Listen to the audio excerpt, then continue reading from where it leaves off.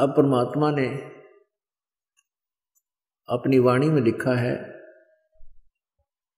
कि जैसे वेदों का ज्ञान, पुराणों का ज्ञान है, ये भी ज्ञान है, लेकिन गीता जी अध्याय नंबर 4 के श्लोक नंबर 32 में कहा कि जो यथार्थ ज्ञान है धार्मिक अनुष्ठानों का, यज्ञों का, विस्तार के साथ सच्चिदानंद घन ब्रह्म की वाणी में, यानी ब्रह्मणे मुखे सच्चिदानंद घन ब्रह्म की वाणी में विस्तार से कहा गया है।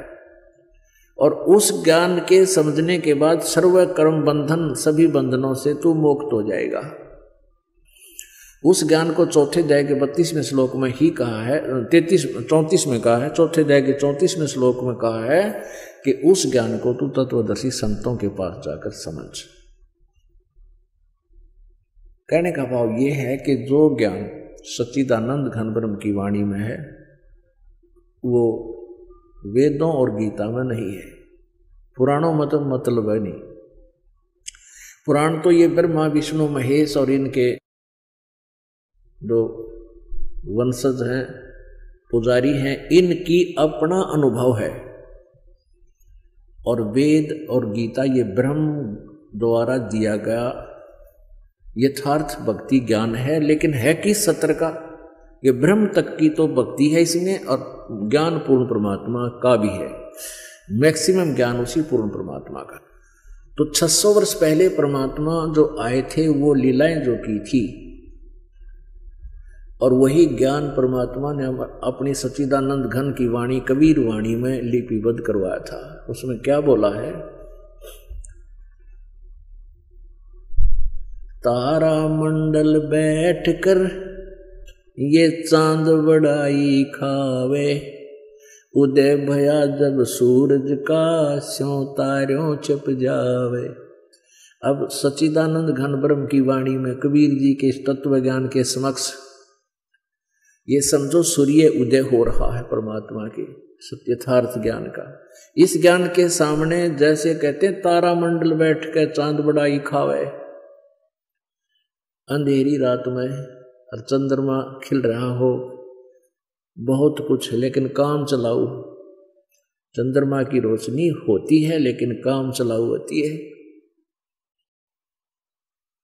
और वो तारा मंडल यानी तारों से ज्यादा चमकीला होने के कारण वो अधिक महिमावान होता है। और जब सूर्य निकल जाता है तो न तारे दिखाई देते और न चंद्रमा दिखाई देता। तो तत्व ज्ञान जब आपके समझ में आ जाएगा, आपको फिर वेदों और गीता जी की आवश्यकता नहीं रहेगी। अब वेदों और गीता जी की आवश्यकता और पुराणों की हमें इसलिए है कि हम तत्व ज्ञान को समझ सकेंगे इनसे। और जब हमें तत्व ज्ञान यानी सूक्ष्म वेद का ज्ञान हो जाएगा, पांचवें ज्ञान का, फिर तो सूर्य उदय हो जाएगा। फिर किसी प्रकार का आध्यात्मिक अज्ञान आपके हृदय में नहीं रहेगा। अब प्रसंग चल रहा है कि हम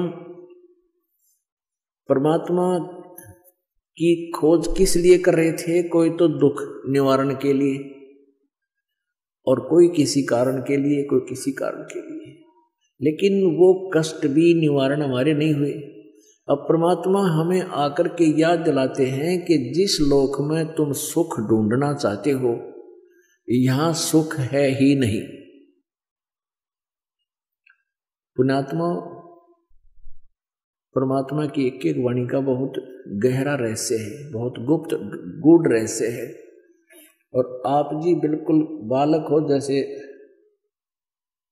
2-3 वर्ष का बालक होया करे,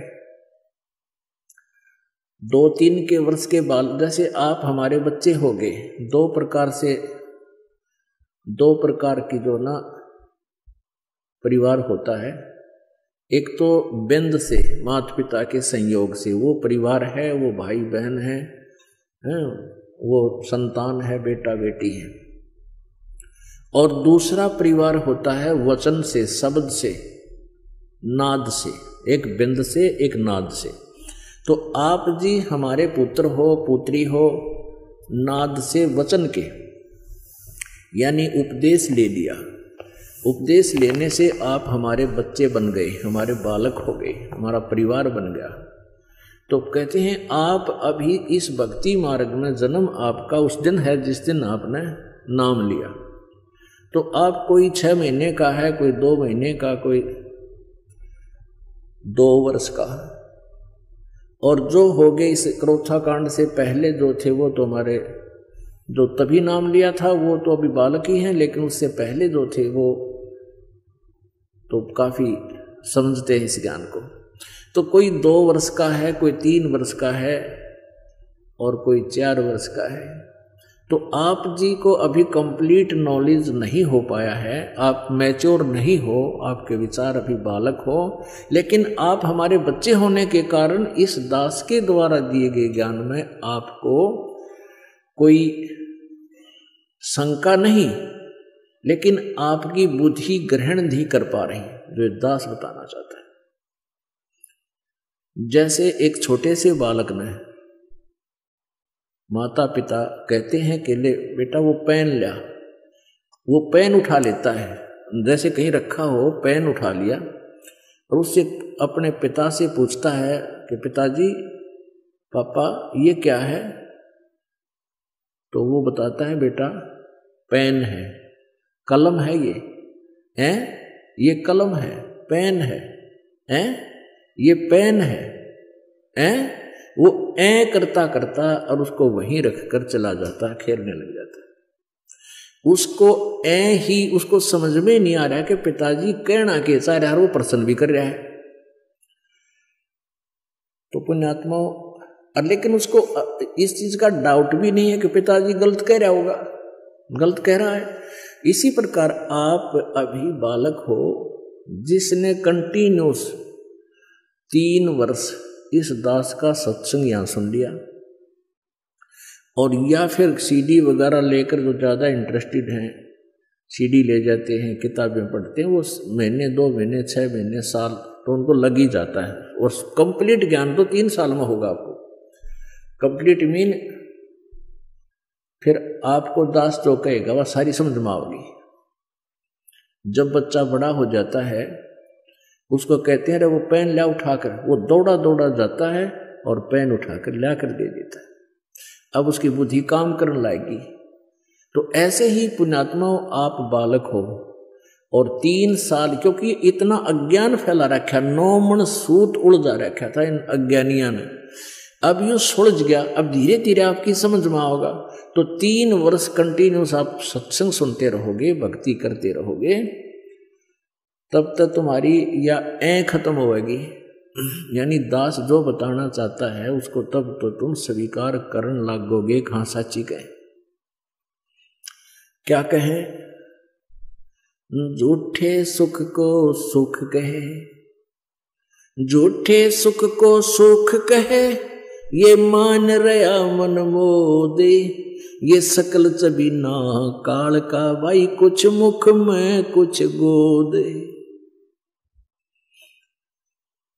इस झूठे सुख न सुख कहे, कौन कौन से सुख को, भाई सुरपति दुखिया भूपति दुखिया, रंक दुखी बपरीति हो, सुरपति दुखिया भूपति दुखिया, रंक दुखी बपरीति हो, कहें कबीर और से भी दुखिया, एक संत सुखी मन जीती हो, संत सुखी मन जीतियो, तंदर सुखिया कोई न देखा, जो देखा सो दुखिया हो, उदय अस्त की बात करते हैं, मन सबका किया विवेक का हो, सबको किया विवेक का हो।